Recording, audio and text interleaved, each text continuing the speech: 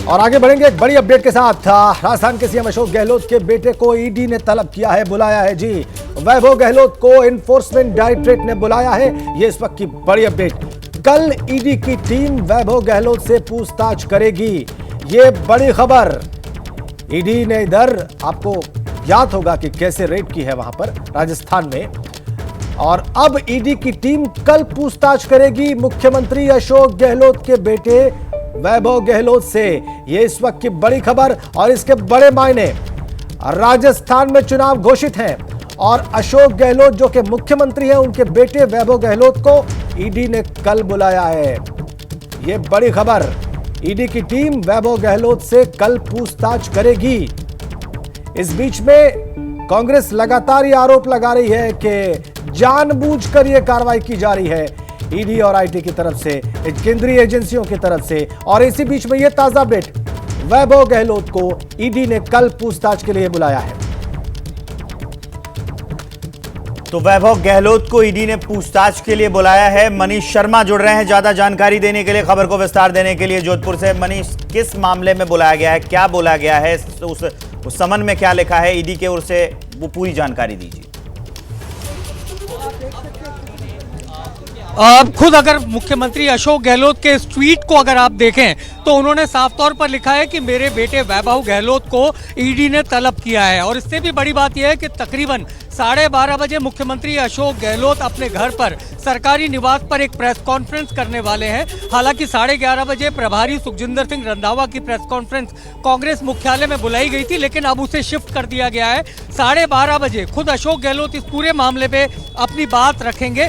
ये गोविंद सिंह डोटासरा का, जो कि राजस्थान कांग्रेस के अध्यक्ष हैं, उनका सरकारी निवास है। ईडी की कार्रवाई लगातार यहां पर चल रही है। डोटासरा पर जिस तरीके का शिकंजा ईडी कस रही है, स्वाभाविक है राजस्थान का सियासी पारा अपने पूरे परवान पर नजर आ रहा है, क्योंकि अब अगर ईडी ने गोविंद सिंह डोटासरा पर शिकंजा कसा है तो इसका मतलब यह है, क्योंकि पिछले करीबन 6 महीने से ईडी के राडार पर थे गोविंद सिंह डोटासरा, और उनके बारे में यह कहा गया कि उनके तमाम नजदीकी रिश्तेदारों को राजस्थान एडमिनिस्ट्रेटिव सर्विसेज समेत दूसरी कई प्रतियोगी परीक्षाओं में अच्छे नंबर मिले, इंटरव्यू में उन्होंने टॉप किया और उसके बाद उन्हें सरकारी नौकरियां मिली।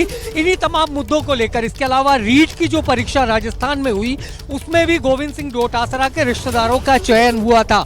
ये तमाम वो बातें हैं जिन्हें लेकर ईडी ने अपना शिकंजा कसा है। और अब मुख्यमंत्री ने ट्वीट करके ये जानकारी दी कि उनके बेटे वैभव गहलोत को भी ईडी ने समन दिया है। साथ ही मुख्यमंत्री अशोक गहलोत ने यह भी कहा कि अब आप समझ सकते हैं, मैं कहता आ रहा हूं कि राजस्थान के अंदर ईडी की रेड रोज इसलिए होती है क्योंकि बीजेपी ये नहीं चाहती कि राजस्थान में महिलाओं को, किसानों को, गरीबों को कांग्रेस की जो गारंटियां मिल रही हैं उनका लाभ मिल पाए। खासतौर पर कल जब उन्होंने प्रियंका गांधी की सभा में 2 जो बड़ी घोषणा की, उनका जिक्र किया है अपने ट्वीट में, तो अब ये समझा जा सकता है कि राजस्थान में इस समय जो पूरा का पूरा तापमान है सियासत का, वो पूरी तरह से हाई वोल्टेज ड्रामा में कन्वर्ट हो रहा है। और ये लगता है कि ईडी के इस एक्शन से राजस्थान कांग्रेस में खलबली मची हुई है, और उसी का जवाब देने के लिए अशोक गहलोत ने 12:30 बजे प्रेस कॉन्फ्रेंस अपने सरकारी आवास पर बुलाई है, जिसमें प्रभारी सुखजिंदर सिंह रंधावा भी होंगे। अगर गोविंद सिंह डोटासरा की बात करें तो डोटासरा इस वक्त सीकर अपने मकान पर हैं। उनके घर के बाहर समर्थकों की भीड़ जुटनी शुरू हो गई है, क्योंकि गोविंद सिंह और ये जो एक्शन चल रहा है ईडी की टीम का, वहां पर जो कार्रवाई चल रही है, उसके बाद जो राजनीतिक पारा गर्म है, वो आप बता भी रहे हैं कि कैसे उनके समर्थकों की भीड़ इकट्ठी हो रही है। हमारे साथ मनीष शर्मा बने हुए। राजस्थान से एक बहुत बड़ी खबर आ रही है, जहां ईडी आज एक्शन में है। पेपर लीक घोटाले के आरोपों को लेकर राजस्थान कांग्रेस के अध्यक्ष गोविंद सिंह डोटासरा के ठिकानों पर आज छापेमारी हो रही है, और अभी भी ये छापेमारी चल रही है। पेपर लीक घोटाले मामले में ईडी छापेमारी कर रही है। 2 तस्वीरें आप देख लीजिए, सीकर में भी छापेमारी हो रही है, जयपुर में भी छापेमारी हो रही है। जो उनका सरकारी आवास है वहां पर भी ईडी की टीम पहुंची हुई है डोटासरा के, और ये छापेमारी लगातार चल रही है। सुबह से ही ईडी की टीम पहुंच गई थी, अब वहां पर कागजात खंगाले जा रहे हैं, जरूरी सबूत खंगाले जा रहे हैं। ये बड़ी अपडेट हम आपको बता रहे हैं राजस्थान की राजनीति से। बिल्कुल, ये बड़ी खबर। ईडी का एक्शन तेज, और इसी बीच में अशोक गहलोत के बेटे को समन किया गया है, कल पूछताछ के लिए बुलाया गया है। और यह बात खुद मुख्यमंत्री अशोक गहलोत ने एक्स पर पोस्ट करके सार्वजनिक की है। और जो प्रेस कॉन्फ्रेंस अलग होनी थी, वो अब मुख्यमंत्री अशोक गहलोत के आवास पर दोपहर 12:30 बजे होगी। अब आपको बताते हैं कि क्या है पूरा विषय। ये देखिए आप पोस्ट, अब आप समझ सकते हैं जो मैं कहता आ रहा हूं कि राजस्थान के अंदर ईडी की रेड रोज इसलिए होती है क्योंकि भाजपा ये नहीं चाहती कि राजस्थान में महिलाओं को, किसानों को, गरीबों को कांग्रेस द्वारा दी जा रही गारंटीज का लाभ मिल सके। तो अशोक गहलोत का ये ट्वीट, और अशोक गहलोत ने साफ कहा है कि बीजेपी ये नहीं चाहती है, इसलिए वो रेड करवा रही है। मनीष शर्मा हमारे साथ ग्राउंड जीरो से जुड़े हुए हैं। मनीष, अभी कुछ दिनों पहले बीजेपी के एक नेता हैं किरोड़ी लाल मीणा, उनका भी कहना था कि वो कोई संचार घोटाला है, उसमें जाकर शिकायत करने वाले हैं ईडी से। ये उसी से जुड़े हुए तार तो नहीं है वैभव गहलोत का मामला? इस बात जी मैं आपको इस बात का जवाब दूंगा, लेकिन उसके पहले एक और अपडेट देना चाहूंगा कि राजस्थान के दौसा जिले की महुआ विधानसभा सीट से विधायक हैं ओम प्रकाश हुड्डा, जो अब तक निर्दलीय थे, लेकिन इस बार कांग्रेस ने उन्हें अपना प्रत्याशी बनाया है। ईडी ने उनके ठिकानों पर भी रेड डाल दी है। दौसा में उनका पेट्रोल पंप है, इसके अलावा उनसे जुड़े हुए कुछ लोग हैं जिनके घरों पर, अन्य ठिकानों पर ईडी ने अपना एक्शन शुरू किया है। तो ईडी का दायरा लगातार बढ़ रहा है। जहां तक आपने सवाल पूछा था डॉक्टर किरोड़ी का, तो मैं ये आपको बताना चाहूंगा, तकरीबन 4 महीने पहले रीड पेपर को लेकर के डॉक्टर किरोड़ी मीणा ने इस बात का खुलासा किया था कि पीसीसी चीफ गोविंद सिंह डोटासरा और उनके रिश्तेदारों को इस पूरे मामले में घसीटा जाना चाहिए, क्योंकि वो भी इसमें शामिल हैं। डॉक्टर किरोड़ी मीणा ने खुद ईडी के दफ्तर में जाकर ये ज्ञापन और शिकायत दी थी, और अब ये साफ हो चुका है कि ईडी ने डॉक्टर किरोड़ी मीणा की उसी शिकायत को आधार बनाकर पिछले करीबन 4 महीने तक जांच पड़ताल की, और उसके बाद ये पाया कि कहीं ना कहीं गोविंद सिंह डोटासरा और उनके नजदीकी लोगों का इस पेपर लीक मामले में कोई कनेक्शन है। उसी के बाद ईडी एक्शन में आई। गोविंद सिंह डोटासरा के सीकर और जयपुर के ठिकानों पर रेड चल रही है, और इस बीच ओम प्रकाश हुड्डा का नाम भी सामने आया है। उनके साथ कुछ लोग हैं जो उनके सहयोगी, उनका पीए और तमाम लोग, उन पर भी ईडी का एक्शन चल रहा है। और इसी का जवाब मुख्यमंत्री अशोक गहलोत 12:30 बजे अपने सरकारी निवास पर एक प्रेस कॉन्फ्रेंस के जरिए देने वाले हैं। मुख्यमंत्री शुरू से कहते हैं कि राजस्थान में केंद्रीय एजेंसियों का दुरुपयोग हो रहा है, लेकिन आज के परिप्रेक्ष्य में बात की जाए तो यह केवल एक राजनीतिक बयान है, क्योंकि ईडी ने कोई भी एक्शन अगर किया है तो बिना जांच पड़ताल के, बिना अनुसंधान के नहीं किया है। और डोटासरा पर एक लंबे समय से निगाहें थी ईडी के अधिकारियों की, और उसी का नतीजा है। लेकिन बड़ी बात यह है कि वैभव गहलोत को आखिर क्यों सम्मन दिया गया? क्या वो लाल डायरी से संबंध है? क्योंकि उसमें लाल डायरी जो राजेंद्र सिंह गुड़ा बर्खास्त मंत्री जिसका जिक्र करते थे कि पैसों का लेन देन हुआ, उसी लाल डायरी के आधार पर ईडी एक्शन में आई है। क्योंकि रीड पेपर को लेकर के वैभव गहलोत का नाम किसी भी स्टेज पे सामने नहीं आया, और अब अगर वैभव गहलोत को ईडी ने सम्मन किया है तो यकीन मानिए एक बार फिर लाल डायरी चर्चा में आ सकती है। हो सकता है उसी लाल डायरी को, इस पर और बात करेंगे मनीष कि क्या वजह हो सकती है कि वैभव गहलोत को सम्मन किया गया है। ये वाकई उत्सुकता का विषय होगा बहुत सारे हमारे दर्शकों के लिए। आगे बढ़ते हैं। मध्य प्रदेश के चुनावी मैदान में आज का दिन अहम है। कांग्रेस के प्रदेश अध्यक्ष कमलनाथ आज छिंदवाड़ा से पर्चा भरने वाले हैं। पर्चा भरने से पहले कमलनाथ ने एबीपी न्यूज संवाददाता आशीष कुमार से एक्सक्लूसिव बातचीत की है। उन्होंने कहा है कि इस बार मध्य प्रदेश में कांग्रेस की सरकार बनेगी और इस बार जनता बीजेपी को स्वीकार नहीं करेगी। बीजेपी ने शिवराज का नाम सीएम के तौर पर क्यों नहीं पेश किया, ये बीजेपी बताए, ये कहना है कमलनाथ का। और क्या कहा है सीधे आपको सुनवाते हैं। मध्य प्रदेश के पूर्व मुख्यमंत्री, कांग्रेस के वरिष्ठ नेता कमलनाथ जी आज अपना नॉमिनेशन फाइल करने के लिए जा रहे हैं। उससे पहले एक्सक्लूसिव एबीपी न्यूज पर कमलनाथ जी आज आप नॉमिनेशन नामांकन दाखिल करने जा रहे हैं। सर, स्माइल आपकी बता रही है कि आयु कॉन्फिडेंट, आपको लगता है कि जीत मिलेगी?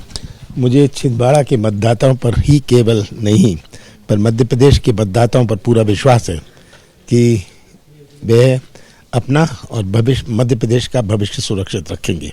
आज मध्य प्रदेश की तस्वीर सबके सामने है और हर वर्ग परेशान है। ये भारतीय जनता पार्टी के कोई भी प्रयास होए ध्यान मोड़ने का, गुमराह करने का, प्रलोभन देने का, जनता उसकी शिकार नहीं होने वाली है। सांसदों को उतार दिया सर इस बार, तो ये एक अलग स्ट्रैटेजी भारतीय जनता पार्टी की तरफ से देखने के लिए आपको लगता है इसका असर हो सकता है? क्योंकि सारे बड़े नेता हैं उनके, होए बड़े, सबसे बड़े तो हमारे मतदाता हैं, और जितना बड़ा नेता होए उससे बड़ा मतदाता है। मतदाता तय करेंगे। अगर इतने बड़े नेता थे तो आज उनको इतनी संघर्ष करने की क्या आवश्यकता है? इधर आपका चेहरा तो बिल्कुल क्लियर माना जा रहा है सर, उस तरफ शिवराज सिंह चौहान जी के चेहरे पर अभी भी प्रश्न चिन्ह है। आपको लगता है इससे एज आप लोगों को मिल रहा है? ये बीजेपी तय करे। अगर वो शर्मा रहे हैं शिवराज सिंह जी का चेहरा सामने करने के लिए, जनता देख रही है। अगर उनको घोषणा करनी थी सीएम चेहरे की, तो इसमें शर्माने की क्या बात, पर वो ये नहीं कर पा रहे हैं। तो क्या कारण है, ये भारतीय जनता पार्टी खुद बताएगी। प्रधानमंत्री का बार बार यहाँ आना सर, एक कॉन्टेस्ट सीधे प्रधानमंत्री मोदी जी से, आपको लगता है कि वो चुनौती हो सकती है? चुनाव में सब लोग दौरा करते हैं, प्रधानमंत्री का भी स्वागत है, वो दौरा करें। ये चुनाव राज्य का है, ये चुनाव लोकसभा का चुनाव नहीं है, जनता ऐसे समझती है। कितनी सीटें सर आपको, अगर मैं पूछना चाहूँ? मैं शिवराज सिंह जी नहीं हूँ जो सीटों की घोषणा करते हैं। मैं तो यही कहता हूँ, मुझे पूरा विश्वास है मध्य प्रदेश की मतदाताओं पर। और इश्यूज क्या होंगे सर, आपको क्या लगता है जनता इस बार किन इश्यूज पे आप लोगों को वोट? भ्रष्टाचार से लेके किसान, कृषि क्षेत्र की, बेरोजगारी की। 1 करोड़ नौजवान बेरोजगार घूम रहे हैं, जो मध्य प्रदेश का निर्माण करेंगे भविष्य में, जिनका खुद का भविष्य अंधेरे में है। ये आज बेरोजगारी का मुद्दा, भ्रष्टाचार की जो व्यवस्था बनाई है, पैसे दो और काम लो, हर स्तर पर भ्रष्टाचार, पंचायत से लेके मंत्रालय तक, ये जनता को समझ नहीं आ रही बात। मध्य प्रदेश का हर व्यक्ति या तो भ्रष्टाचार का शिकार है या भ्रष्टाचार का गवाह है। सर टिकट्स जो चेंज करने पड़ रहे हैं उसको लेकर के प्रश्न चिन्ह लग रहा है कि ऐसी कोई टिकट नहीं चेंज करे। कई विधायक, कईयों ने कह दिया कि हम नहीं लड़ना चाहते। कईयों का केस था इसलिए उनको नहीं दी गई थी। जैसे कि मैं बताऊं, सुमावली में अजब सिंह का केस था, वो केस का निपटारा हो गया, तो मैंने कहा ठीक है। तो इस प्रकार के हैं। इंडिया अलायंस को लेकर के जो सर अखिलेश जी और आपके बीच में वर्बल स्पैट हमने देखा, फिर राम गोपाल, कोई वर्बल स्पैट नहीं। जनता दल यूनाइटेड ने भी अपने कैंडिडेट्स डिक्लेयर कर दिए। देखिए, ये चुनाव है, सब स्वतंत्र हैं, कोई हमारा मतभेद नहीं था अखिलेश जी के साथ। अखिलेश जी जो सीटें चाह रहे थे, जितनी सीटें चाह रहे थे, वो मतभेद नहीं था। कौन सी सीटें जहां हम सोचते हैं कि उनके लड़ने से भाजपा नहीं जीतेगी, पर अगर उनके उन सीटों पर भाजपा को फायदा हो रहा था तो हमारे लोग राजी नहीं हो रहे थे। आपको लगता है सर इन चीज़ों का असर नहीं होगा और ये अल्टीमेटली चुनाव भाजपा और कांग्रेस के बीच में है। ये बाकी पार्टियों की भी मतदाता अपना वोट बर्बाद नहीं करेंगे। कमलनाथ साहब जो कि कांग्रेस की तरफ से अघोषित तौर पे हम कह सकते हैं मुख्यमंत्री का चेहरा हैं और नामांकन दाखिल करने जा रहे हैं। उनके घर पर बड़ी संख्या में कार्यकर्ता और मीडिया यहाँ पर इकट्ठा है। बाकायदा रोड शो करके यहाँ से निकलेंगे और कलेक्ट्रेट पहुँचेंगे, जहाँ पर 2 बजे कमलनाथ अपना नॉमिनेशन फाइल करेंगे। बड़ी बात है, उन्होंने कहा है कि ये मुकाबला इस बार मध्य प्रदेश में सीधा कांग्रेस और भारतीय जनता पार्टी के बीच में है। जो दूसरे दल अगर यहाँ पर चुनाव लड़ रहे हैं तो जनता इस बात को समझती है कि ये सीधा कॉन्टेस्ट है और इसका असर कांग्रेस के प्रॉस्पेक्ट्स पे नहीं आएगा। और कमलनाथ जैसे कि दावा ठोक रहे हैं कि इस बार मध्य प्रदेश में बदलाव होना तय है। कैमरामैन भूपिंदर रावत के साथ आशीष कुमार सिंह, एबीपी न्यूज़, छिंदवाड़ा। इस इंटरव्यू में कमलनाथ ने छोटे दलों को नकार दिया है। कहा है कि कांग्रेस और बीजेपी के बीच मुकाबला है और जनता वोट करेगी। सिर्फ भ्रष्टाचार के मुद्दे पे कई मुद्दे गिनवाए। आगे बढ़ते हैं। चुनावी घमासान के बीच मध्य प्रदेश के गृह मंत्री नरोत्तम मिश्रा के एक बयान को लेकर अब विवाद हो रहा है। नरोत्तम मिश्रा ने कहा था कि दतिया ने ऐसी उड़ान भरी कि हेमा मालिनी को भी नचवा दिया। अब कांग्रेस ने इस पर हमला बोला है। दिग्विजय सिंह ने इसे महिलाओं का अपमान बताया है। दिग्विजय ने कहा कि संस्कारी बीजेपी के माननीय मंत्री जी का महिलाओं को लेकर वास्तविक ओछापन आप भी सुने। अपने दल की नेता को भी नहीं बख्शते हैं ये लोग। जब दतिया में 15 साल पहले आए थे तो हमने अपना पोस्टर लगाया था कि उड़ान भरता दतिया, उड़ान भरता दतिया। हमने आने वाले कल के दतिया की तस्वीर आपके सामने रखी थी। तुम एक आध बार तो रखो। और आज देखो, आप मैं आया था तो तांगे पे माइक कस के हमने अनाउंस कराया था, जहां पर तांगे चलते थे वहां हवाइयां चल रहे हैं। ये उड़ान भरता दतिया। अपने दतिया ने उड़ान भरी तो ये रेफरल अस्पताल आज मेडिकल कॉलेज बन गया। मेडिकल कॉलेज मेरे दतिया ने उड़ान भरी तो सांस्कृतिक कार्यक्रमों से लेके हेमा मालिनी तक नचवा दिया। तो बयान आपने सुना नरोत्तम मिश्रा का। और इसी बयान को लेकर अब हमलावर है कांग्रेस। और आपने बहुत साफ साफ सुना, दतिया की उड़ान को बताते बताते, दतिया में जो विकास कार्य हैं उनको बताते बताते वो ये भी बोल गए कि हेमा मालिनी को नचवा दिया। इस प्रकार की बात उन्होंने कही।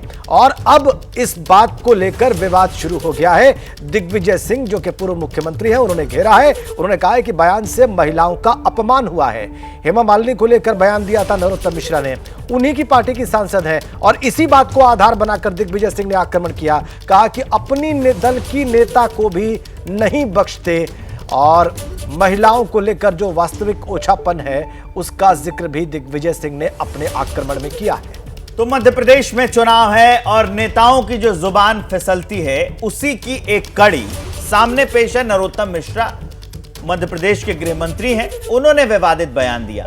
उन्होंने क्या कहा? उन्होंने कहा है कि जो दतिया जिला है उसमें हेमा मालिनी को भी नचवा दिया गया। अब दिग्विजय सिंह ने इसे लेकर निशाना साधा है और इस पर राजनीति बढ़ने लगी है। तो दतिया का न सिर्फ मध्य प्रदेश बल्कि राजस्थान की सियासत तक में बड़ा महत्व है। राजस्थान की पूर्व मुख्यमंत्री वसुंधरा राजे दतिया की मां पीतांबरा पीठ पहुंची। बेटे दुष्यंत के साथ वसुंधरा ने यहां पूजा अर्चना की। सवाल यह है कि क्या वसुंधरा के लिए साधना से सत्ता का रास्ता बदलेगा?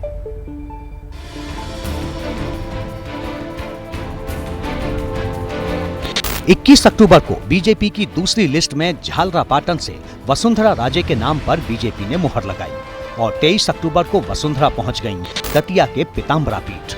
साथ में बेटे दुष्यंत थे। आस्था में सिर झुका था, आंखें बंद थी और मन में थी प्रार्थना।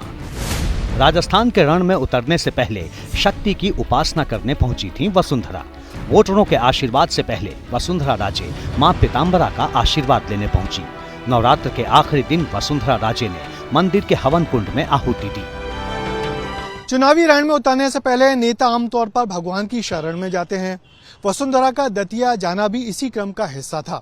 मगर राजस्थान में बीजेपी जिस अंदाज में चुनाव लड़ रही है, उसके बाद तो वसुंधरा की दतिया में की गई शक्ति पूजा बहुत खास हो जाती है। वसुंधरा राजे 2 बार राजस्थान की सीएम रह चुकी हैं। राजस्थान बीजेपी की वो कद्दावर नेता हैं। लेकिन विधानसभा चुनाव में बीजेपी वसुंधरा को वो तवज्जो नहीं दे रही जितनी उनके समर्थकों को उम्मीद थी। पहले बीजेपी ने साफ कहा कि राजस्थान में विधानसभा चुनाव किसी नेता के चेहरे पर नहीं लड़ा जाएगा। कई वसुंधरा समर्थकों का टिकट काट दिया गया। इतना ही नहीं, वसुंधरा के नाम का ऐलान भी दूसरी लिस्ट में किया गया। यानी 2023 के सियासी समर में बहुत कुछ ऐसा है जो वसुंधरा के अनुकूल नहीं है। तो क्या इसीलिए वसुंधरा देवी की आराधना करने पहुंची थी? मान्यता है कि मां पीतांबरा राज सत्ता की देवी हैं और उनके भक्त इसी रूप में उनकी आराधना भी करते हैं। मान्यता ये भी है कि जो भी भक्त मां पीतांबरा के दरबार में आता है उसकी मनोकामना जरूर पूरी होती है। तो क्या शक्ति की आराधना से राजस्थान में सत्ता के शीर्ष तक पहुंचने की वसुंधरा की मनोकामना पूर्ण होगी? ये सवाल इसलिए है क्योंकि बेशक वसुंधरा को टिकट मिल गया है, लेकिन राजस्थान बीजेपी की चुनाव प्रबंधन कमेटी में वसुंधरा नहीं है। राजस्थान के लिए बीजेपी की घोषणा पत्र कमेटी में भी वसुंधरा का नाम नहीं है। 25 सितंबर को जयपुर में पीएम मोदी की रैली में वसुंधरा का भाषण नहीं हुआ। इसके अलावा राजस्थान में बीजेपी ने राज्यवर्धन राठौर, दिया कुमारी, किरोड़ी लाल मीणा, बाबा बालकनाथ और देवी सिंह पटेल जैसे 7 सांसदों को टिकट दिया है। और दिया कुमारी को जैसी तवज्जो मिल रही है उससे वसुंधरा समर्थक परेशान हैं। ऐसे हालात में वसुंधरा मां पीतांबरा का आशीष लेने दतिया पहुंची थी। मां का आशीर्वाद लेने के बाद वसुंधरा धौलपुर में है और जल्द ही चुनाव प्रचार में उतरने वाली हैं। एक और बड़ी अपडेट जान लीजिए। बड़ी खबर, बड़ी अपडेट ये कि एक्ट्रेस कंगना रनौत जो आज अयोध्या पहुंची और रामलला के इन्होंने दर्शन किए। राम मंदिर पहुंची कंगना ने रामलला के सामने माथा टेका और प्रभु का उन्होंने आशीर्वाद लिया। मंदिर के पुजारी ने रामनामी वस्त्र देकर उनका स्वागत किया, उनको प्रसाद दिया। और इस मौके पर कंगना ने सोशल मीडिया पर लिखा कि आज मैं राममयी हूं। ये तस्वीरें देखिए आप। जब रामलला के दर्शन के लिए पहुंची अभिनेत्री कंगना रनौत, तो उन्होंने जो मंदिर का निर्माण कार्य चल रहा था उसका भी उन्होंने अवलोकन किया। देखिए कैसे प्रसाद उनको मंदिर के पुजारी ने दिया, राम नामी दी और इसके बाद सोशल मीडिया पर कंगना रनौत ने लिखा कि आज वो राममयी हैं। 2 तस्वीरें उनकी अयोध्या विजिट थी। आप देखिए कि जो मंदिर का निर्माण कार्य चल रहा है उसको उन्होंने वहाँ के इंजीनियर्स के साथ देखा और उसके पहले उन्होंने रामलला के दर्शन किए। कंगना रनौत की तस्वीर आप देख रहे हैं, ये अयोध्या पहुंची हैं, रामलला के दरबार में दर्शन किया है और वहां पर पूजा अर्चना की और उसके बाद जो राम मंदिर बन रहा है उसके वहां भी गई उसको देखने के लिए। आपको बता दें कि जो कंगना रनौत है वो सामाजिक मुद्दों पर बोलती रहती हैं, राम मंदिर पर भी इनके कई बयान आए थे और अब जब कुछ ही दिनों में राम मंदिर में प्राण प्रतिष्ठा होनी है उसके कुछ दिन पहले जो कंगना रनौत है ये पहुंची हैं और वहां पर उन्होंने पूजा अर्चना की, उसकी तस्वीर हम आपको दिखा रहे हैं और इसका वीडियो उन्होंने शेयर करते हुए सोशल मीडिया पर लिखा है कि आज मैं राममय हो गई। और रामलीला मैदान भी गई थी 2 दिनों पहले कंगना रनौत और आज उन्होंने रामलला के दर्शन किए, राम मंदिर का निर्माण कार्य भी देखा, समझा भी, उनको बताया गया कि निर्माण कार्य कैसे चल रहा है और उसमें क्या खूबियां हैं। इसके पहले उन्होंने प्रसाद प्राप्त किया, दर्शन के बाद उनको रामनामी दी गई पुजारी जी की तरफ से वहां पर और उन्होंने कहा भी कि वो राममयी हो गई हैं राम मंदिर पहुंचकर। तो प्रभु श्री राम के दर्शन किए, उनका आशीर्वाद लिया, राम मंदिर देखा, इसके पहले रामलीला देखने गई थी वो। कंगना रनौत की तस्वीरें, आज की 2 तस्वीरें आपकी स्क्रीन पर। कंगना रनौत को आप देख रहे हैं, रामलला के दर्शन के लिए पहुंची हैं, पूजा अर्चना की और राम मंदिर का जो निर्माण कार्य चल रहा है उसको भी देखा है।